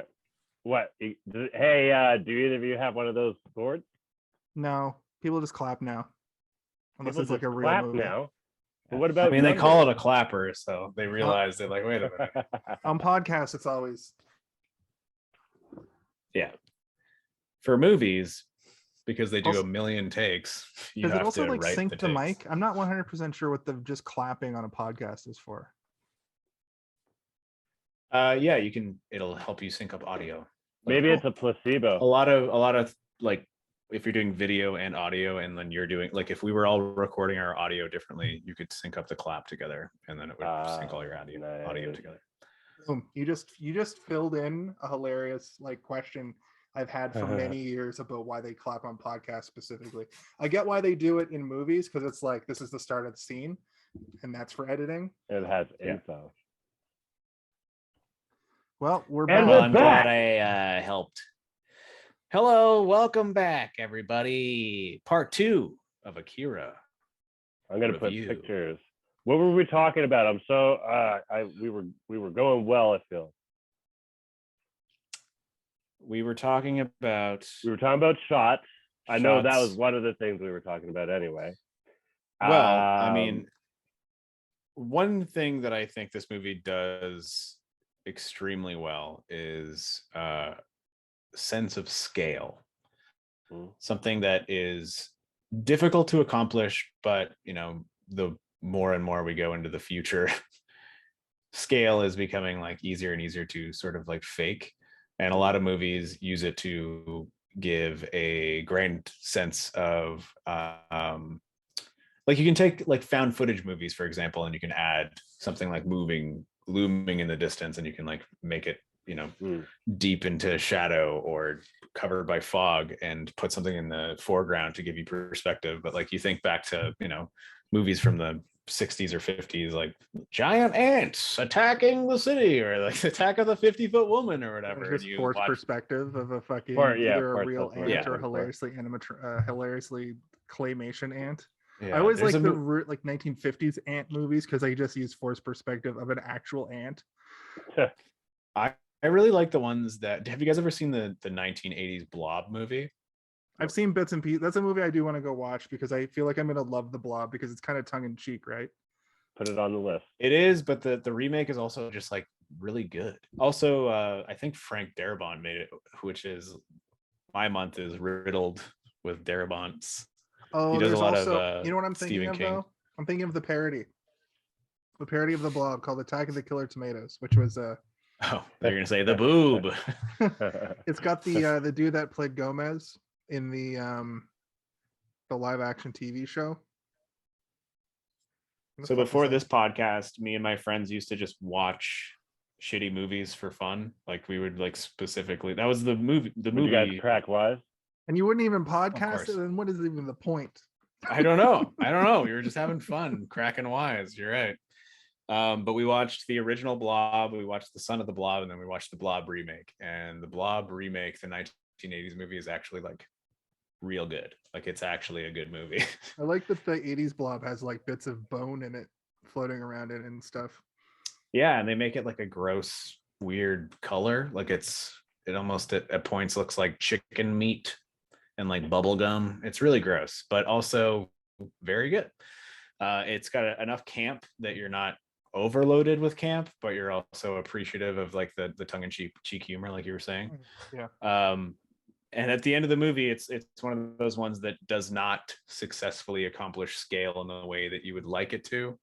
There are moments where it does, but I feel like this movie, like particularly when the satellite, the Soul satellite, is shooting the lasers down, you really get a good taste of like how big Neo Tokyo is, and how much destruction is being done. And even at the beginning of the movie, like when they're on the highway fighting on the motorcycles and stuff, you just kind of like the layers upon layers of city, and like going upwards to the point that you can't even see the sky. It's just like these skyscrapers are everywhere. You mentioned the satellite. I guess this was one of the first few movies to kind of represent the vacuum of space, like the silence of it. Oh yeah, appropriately. I was yeah. like, that's an interesting thing to put in this, considering a lot of even like, you know, Alien. I think they have sound, and Star Wars definitely. Yeah. You can hear the whole spaceship going, like, come on. But that's another thing in this movie that was really interesting, is that they're super sparing with music. Yeah. There are large. Oh, that's what I meant to do. I meant to start. Damn it. Never mind. Sorry. I was gonna play the theme song, like the little. Anyway. La, la, la, la, la, la. Yeah, that. Yeah, exactly. Yeah. What I was gonna say is they're super sparing with music, but when they do eventually introduce it, it's very, very effective as well. And it's particularly effective because you don't get a ton of the music right at the beginning, but when that clown bike attack starts, it kind of like trickles in. And it gives you a taste of what the score is, and then that same sort of score comes in different ways throughout the movie, and it's always the same sort of thing. One thing that I know from a lot of anime, like, you know, like Gundam, and Gundam's cool. The ones quick, that are like quick movie title shout out, 22 minutes, 15 seconds. But this is also the movie that they've said the name of the movie in it the most, probably, of any movie we've done in 37 episodes. Also, before I forget to do this, hit us. I did keep track of how many times he yells Tetsuo, and it's only yells, or what about only yells it in the sense of the meme of the like Tetsuo. Okay. And he says it more. He says it more times. He says it about, say, 24 or 25 times, but he yells it in that particular cadence 18 times. Nice. That's some useless information you can take to your grave, everyone. I'm gonna I'll put it take on. it there. I'll take it there, and I'll bury it with me, because I plan on burying myself. Wait 18. a second. I'll add that to the thing. I don't know what that means. I was using my phone to try and find my phone, but I couldn't find it. One thing that's interesting about the score of this movie, not to go back to the score. No, let's go back. Yo, great album by the Fugees. It's a hard score to digest, like, on its own. Like, it's not something that you are going to toss on to relax to, or even to study to, or to, like, even working out to. It would be weird. There's only one real song in this movie, and it's just like at the very beginning when they're listening to just sort of like, it's just like nondescript music playing from the jukebox. And that's the only time there's music that's like music you could close. The rest of, like, it is not score. I don't even think there's a real, like, this movie isn't really scored. I'll play it right now. I got it queued up. It's almost like Hans Zimmer where it's kind of just like an Yeah, extended sound. That's why I think it's very appropriate, because it like ramps tension in a way that the silence of like all of this shit happening, and then all of a sudden, like once the score comes in, you're like, oh, something's about to happen. I'll tell you right now, I you're know gonna something's gonna happen. when they do a live action Akira movie, Kavinsky and other new retro wave artists are going to be all over it. Yeah, they're gonna Kavinsky will get probably some Nine score Inch it. Nails and some Daft some Punk will come Radiohead back to do a alumni. song. Yeah, Daft Punk will come back to do a song for it. Daft Punk, that'd be dope. That would be dope if that happened. Daft Punk, Kavinsky, what are they called? Overdrive. Yeah, Overdrive is good. I hope only for like the cityscape music stuff, like just to like appropriately, you know, like in Tron Legacy, where you know Daft Punk did the score, like they like literally wrote the score, but they also wrote like some Daft Punk style songs as well to be in there. I never And saw the movie, but I've listened to the soundtrack because I'm a fan of Daft Punk. You know what? It's not that bad. It's actually it's not that bad. It's probably worth a fine. watch. It's worth a watch. It's probably fine. I love Tron's Deadly Discs as a kid, you know, for the Atari. I mean, loved the original movie. Also, the original Tron is like, I didn't even like that shit as a kid. I loved it. That's another. I thought it was showed- Pong. Is it not Pong? I thought it Tron? was No, bad. I was like, it's this Deadly movie was made Discs. after Aren't Star the Wars. discs Pong? light Isn't that bikes. Pong? No, it's like it's a game they play. It's kind of like Pong, but it's mostly about the light bike shit where it's like Snake. That's like the Snake game or whatever it's called. Yeah. Oh, you know, what was that? What was the movie we watched where you called him? Oh, the Mouth of Madness. Where you're like, you know, these fucking D-list actors. The guy who's like the guy who comes in. He's like, well, I'll come back on Monday to see him again or whatever. That's like the main bad guy in Tron. It's like, I am the bad guy of Tron. That's a Disney movie from the 80s. That's another movie my dad showed me. That's kind of a contrast. They really tried to Disney Pirates has of the some weird Caribbean things in their bag. that movie. They were like, let's take what we did it with Pirates. We got a good $1 billion off of Pirates of the Caribbean. Let's do it with Tron. And then they tried. And they're like, nobody seems to like this. Yeah, nobody likes neon anymore. Yeah. Nobody likes blinding neon. I liked it though, man. I saw it and I was like, that was cool as fuck. I need to watch both of them. I tried to do a thing where I watched Blade Runner and then I was going to watch Blade Runner 2049 immediately after. And I didn't. Do it. But I'm just but it does mean I can just watch Blade Runner 2049. I do love Blade Runner, but it is that movie is a slog, dude. I've seen it a million times, and like I put it on to go to bed now. Sometimes when I can't sleep, I'm like, like Harrison Ford. Lord of the Rings for me. I need to figure out if you're a robot or not. It has some real slow, like some real quiet, slow moments. Well, everybody looks like the whole city is night all the time, and it's like everybody seems like they're about to go to bed. That's why you're like, there's never any bright lights, so you're just kind of like lying there.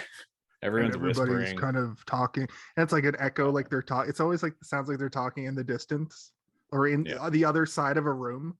Every shot sounds like they're talking at the other side of a room. So it's very like it's a good movie to go to sleep to. I have like the every version Blu-ray where it comes with like 10 discs, and there's like different versions of the movie, and like one of them is like the theatrical cut where it's like Harrison Ford has a like a noir detective narration throughout the whole movie, and it is like the worst fucking thing I've ever seen in my life. It's bad. Don't watch it. I would recommend never watching it. I kind of want to. No. What were you gonna say, Kaylin? You had your hand up. Yeah, for a sorry, long you had your time, hand buddy. up. Yeah. When they detain the kids, so when 26 escapes and the cat like runs into Tetsuo, and then there's an explosion or whatever, and I think that unlocks his powers within or whatever, and then the kids get detained, and then the Kaneda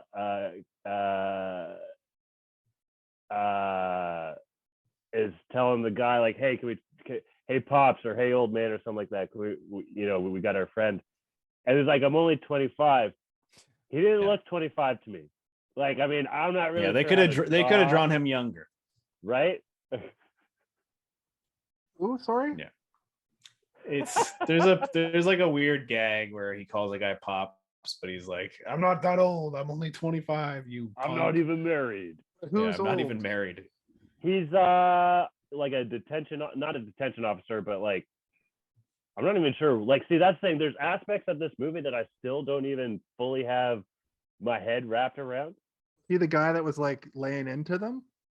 No, he was like one of the people that was holding them overnight, and then when they, Oh, I think it was one of those cops. I police think it was officer at the guys. cop Yeah, the station, yeah. Gestapo or whatever. you know, he like combs his hair to look No, nice I or remember. whatever. I remember this scene Yeah. now because Yeah. it's the scene where the guy.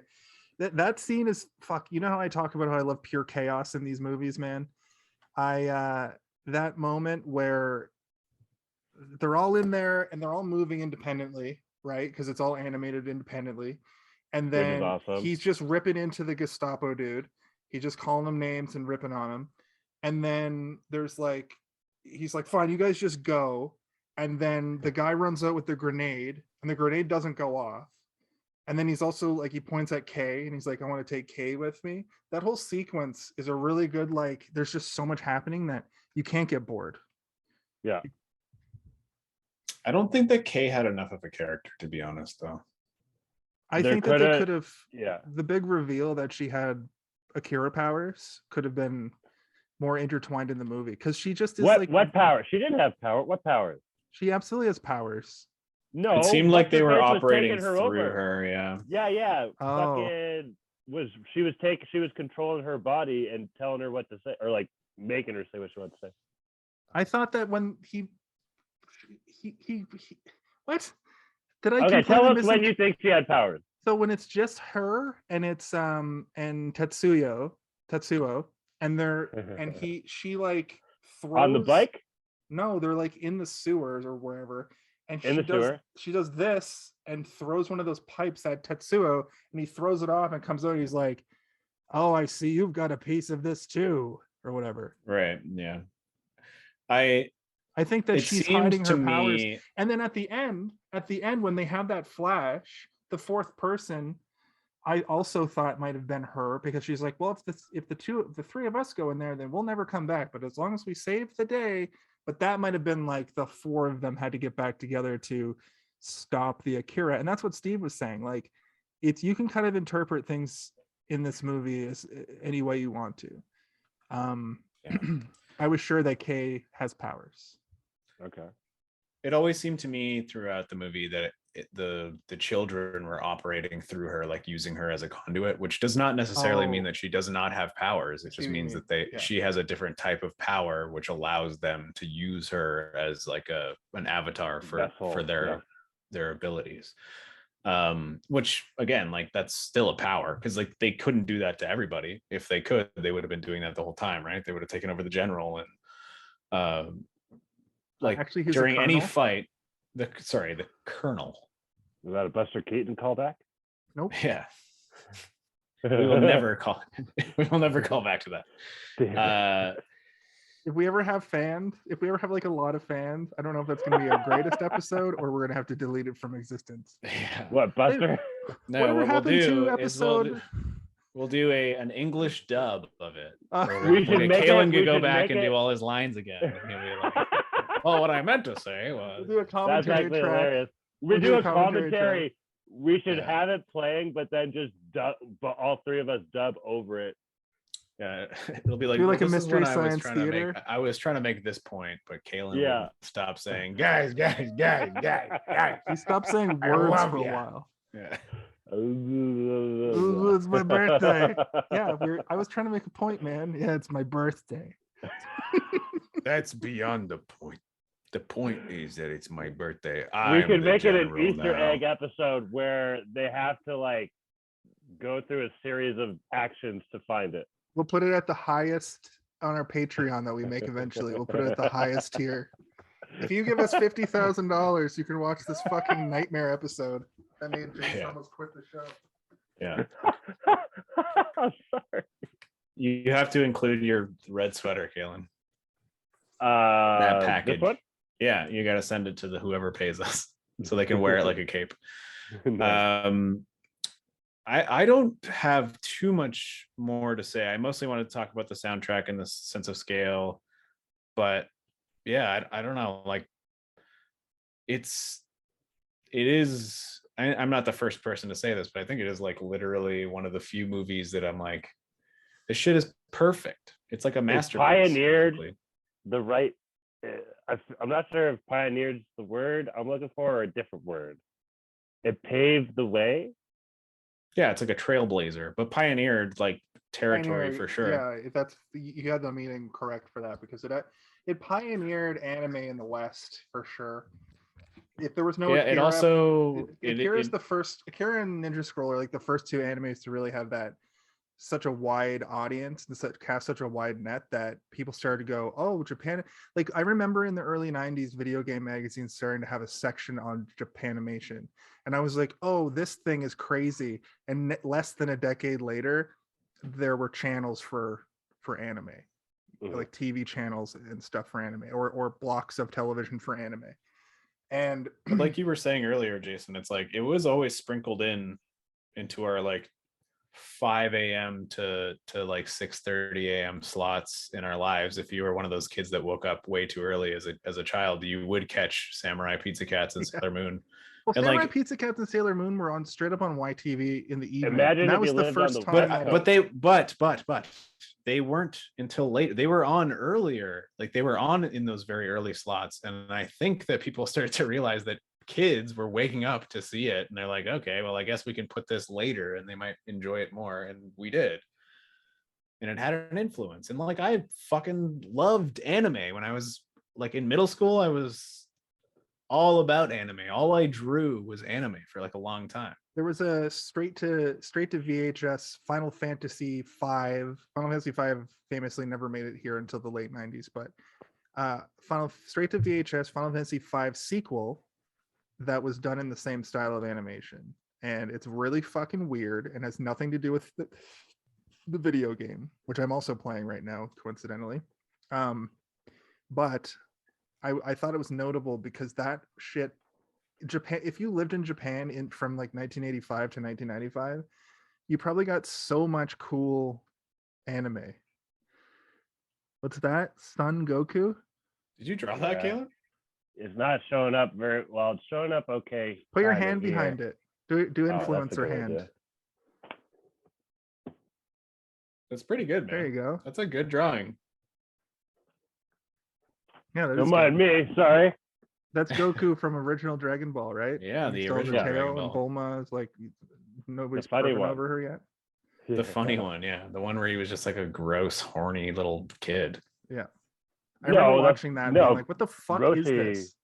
Kame is the horny one. He doesn't know. He's not horny. He doesn't have. That's not even a channel in his brain. Oh right, like, I'm thinking of the pig who wears the underwear on his head. Oolong, and Master Roshi or Kame are the horny ones. I think I just attributed horniness to that show in general. Yeah, that's Akira. Master Roshi? Yo, Akira. Way to segue. Akira.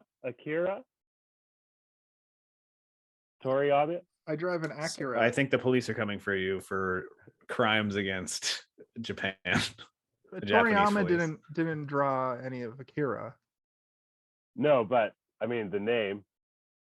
Yeah, he's just taking two Japanese names and saying, That's why he's going to jail. He's going to jail for 25 years for racism. He's going to jail for murder for saying something mildly racist. That tracks. Well, in our current society, yeah. Listen, that's I'm right. Judge Jury Executioner. So, Kaylin, I don't have any. Do you want to hear my shot? Mm-hmm. Oh yeah, we didn't talk about your cool shot. What were you gonna say? Oh, I was gonna say that I've also said everything I have to say about this movie. Okay, you're ready for me to bring it home? And AEW Wednesday night AEW Dynamite isn't gonna watch itself. Whoa. Are you getting a teen burger or a Papa burger or a Grandpa burger? Nope. I can still hear you. That's A and W. I'm talking about AEW. Oh. The professional wrestling program, the best professional wrestling program in the world currently. I will concur. You don't have. Oh, I thought you were like, I will watch it, and it's like you don't have to, but you might like it. I don't know. Wrestling is a tough sell. I might bring back the wrestling podcast. Yo, wrestling. I'm not opposed to wrestling. I'm not opposed to a lot of things if I'm with like someone or someone's that enjoy it. Like I enjoy them enjoying it, kind of thing. Yeah, I mean, if we were to ever hang out and watch wrestling, I would also curate it so you wouldn't be like, what is happening? I would just show Yo, you like, what's the Rumble? What's the Royal Rumble? There's a guy that I know. He like puts on like a Royal Rumble party every year, and there's like tickets, and you get money if your guy throws out someone, and well, you know what the Royal Rumble match is, right? like 50 people duking it out. It's 30 people, but yeah, it's 30 people, one person. Somebody comes out every 30 to 90 seconds, depending on the year. Usually 90 seconds. It's kayfabe though, so like it's not. If you actually counted the seconds, it's not 90. Anyway, I digress. Fucking wrestling tinfoil hat on top of my head. I give you a lot of shit. But anyway, that said, it's a match, and then the what you're paying for in those pools is you pick a number, and then if your number wins, you win the pot, and then you can make side bets, which it would be like my person's going to throw this amount of people. Yeah. To accurately predict somebody throwing out somebody else would be like lottery level. No, he does it differently. So there is the winner. Lottery level? I don't know if that's Lottery level. So like there's the main pot for the winner, but as people throw people, so if you're like, you don't have to bet it. It's just if your guy throws out someone, the person you throws out gives you $5. So like you can make some decent side money if your person happens to throw out some people or whatever. But then whoever is the actual winner gets the main. So like everyone pays into the main pot, and then everyone does side pay. Like so you only have to do it once because you get thrown out once, right? But one person could throw out a few people and get like a few $5. Oh, like if your person throws out. Okay, sorry. Steve's about to be. I have a question for you guys. Yeah. Is he giving us that look? Is it that time? He's gonna answer about Akira, I think. Have you guys ever had a friend like Kaneda or like Tetsuo in your life? Oh, that's a good question. I like to think that I'm Kaneda. Do you call people idiots? Yep, all the time. I'm pretty sure I called both of you guys idiots at least twice this entire podcast so far. And also, people like Tetsuo are like, I don't know if I've directly known anybody like that as like a friend, but I know that archetype. I know the kind of people that could absolutely get one tiny little bit of superpower and abuse it. While I was watching this movie, West? Yep. Was Kanye West Tetsuo in his thing? Kind of. He is. Oh man, that's who should play Tetsuo in the live action. He would probably pay money to play that character. You would probably kill it though too.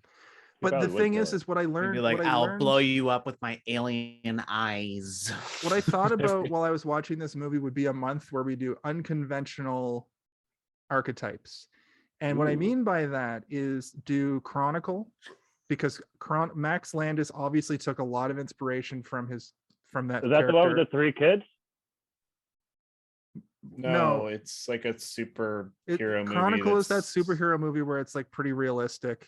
With 3 kids, right? They get superpowers? Yeah. Michael B. Jordan and the dude that played Green Goblin.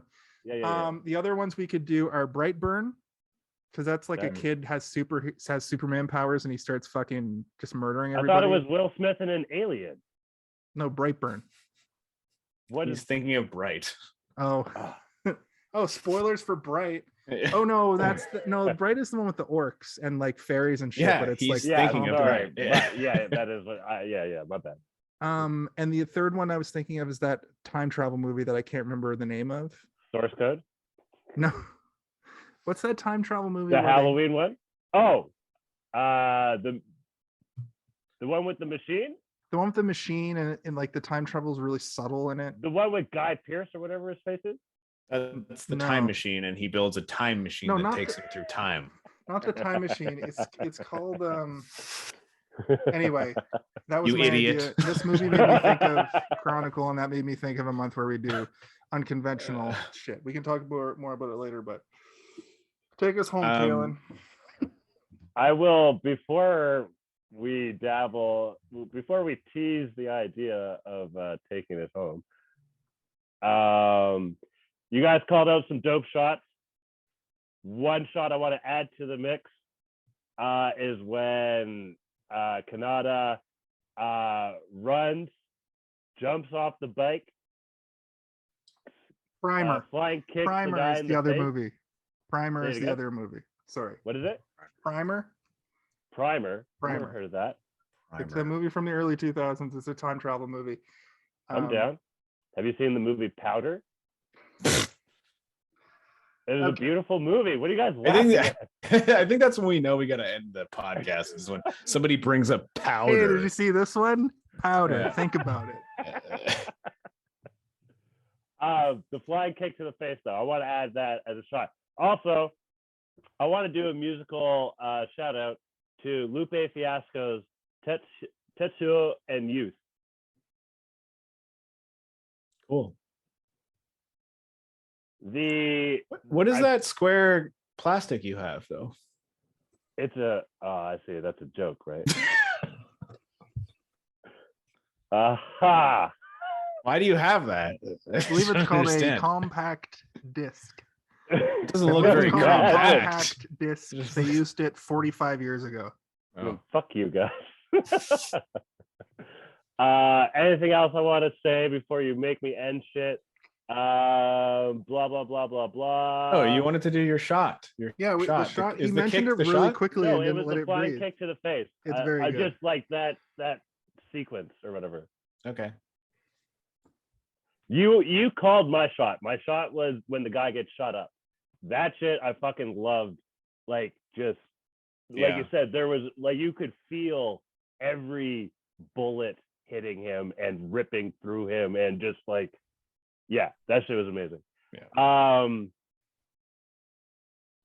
And on that note, let's kill this episode with We have to do our final thoughts. Yeah. Exactly. We're gonna kill it with our final thoughts. Okay. I'm gonna start first. I'm gonna make it short and sweet.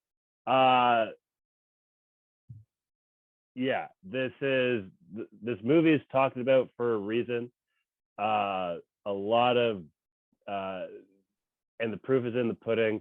A lot of time and effort went into the production of this, and it really shows the quality of this movie, the quality of what an animation can look like, can be, can make you feel.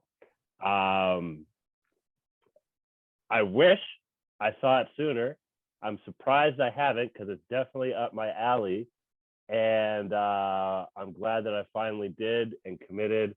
And I hope that for anyone out there that hasn't seen it yet, they go check it out and enjoy the ride. For anyone who has already seen it, you already know what we're talking about. And, we'll see you there. How'd we start? I think we went and then we did. So let's do, I guess, Jason, if you want to go next. At the end of the day, in my intro, I pretty much ran down how I feel about the movie. Its contribution to Japanese animated entertainment is unparalleled, besides maybe Studio Ghibli, and it's an important movie for a lot of reasons, which we went over during the show. But it's like you have to see this movie if you're a fan of anime, video games. If you want to know where a lot of like tropes have come from in video games and sci-fi, there's not a lot of overt references to Akira besides the Matrix, and you don't see it very often because it's hard to replicate without ripping off completely, because it's so original and it's so cool. I just wanted, the only things I didn't bring up, we did talk about these things sort of, but I just kind of wanted to run down a list of the direct references that I noticed. And it's Final Fantasy VII, it's Earthbound, the Trapper Keeper episode of South Park has Cartman actually turning into an Akira monster, the Stronger video by Kanye West. Seeing all of those, they're so different. It's such a vast difference between those things that I mentioned, and they've influenced them all so greatly that I have to give this movie with a really hard line 4.5. The only reason it's not a full 5 is because I had to watch I don't speak Japanese, and I had to watch a bad, like the dub isn't very good. The dub could be a lot better. I wish they would recut the dub and do a modern. It cost them $1 million to fix it the first time. I didn't. I bet they'd make $1 billion if they did it again, though. I can't even find any evidence of this other dub, so we'll have to talk about that after. I have it right here. I know you do. That's the proof. The proof is in your hand, my friend. But 4.5 out of 5, and it only loses points because it's old media.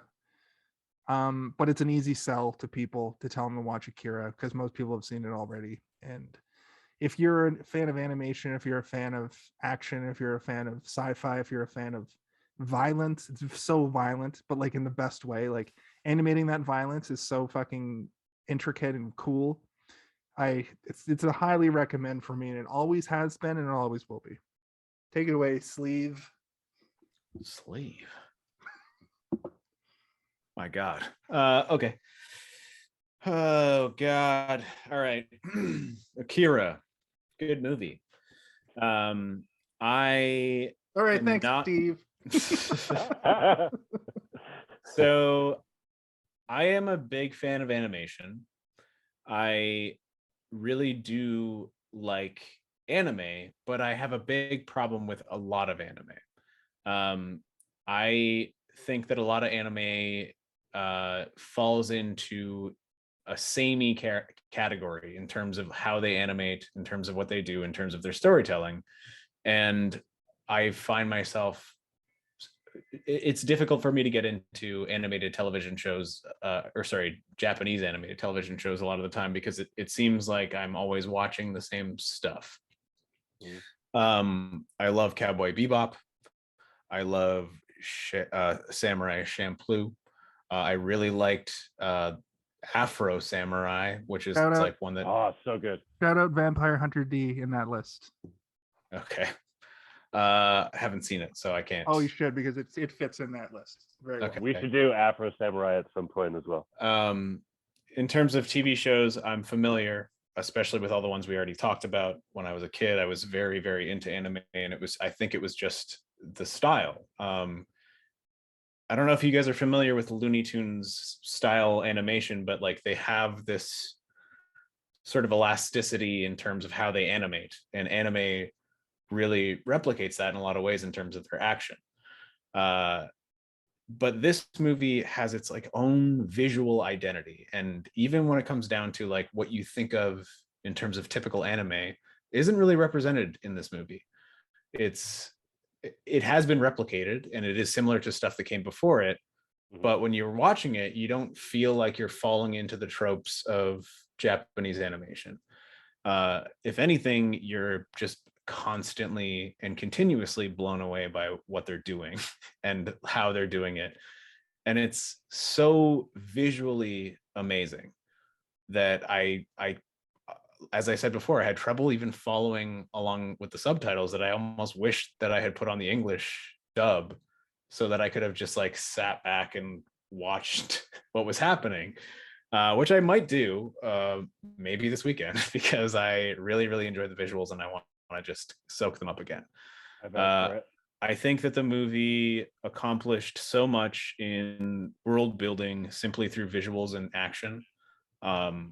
What the people were doing and where they were and their environment, and just the, illustrious, beautiful, glowing buildings that are encroached upon by piles of garbage and muck, and what the people are living in is, it just tells its own story without ever having to shove it down your throat. You know what these kids are going through just based on what they're doing. They're a biker gang of teenagers, and they're all arguing over whose bike is better. And obviously Kaneda's bike is the best. He's got a jacket that and pants that matches his bike. He's clearly the best one. Slightly off. So for me, again, like I could talk forever about the animation of this. It's so good.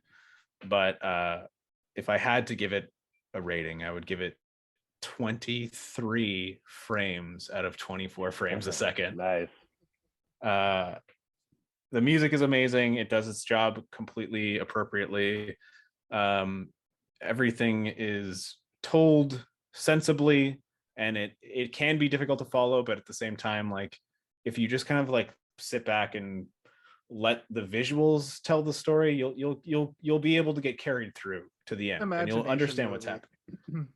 Yeah, and you'll let your your sensibilities will understand what's happening. It's a shitty world. Everybody's fighting, and nobody is a good guy. Nobody is a bad guy. There is literally no villain in this movie, and there's no hero in this movie. The entire movie is just people existing in a world that has been completely destroyed by people.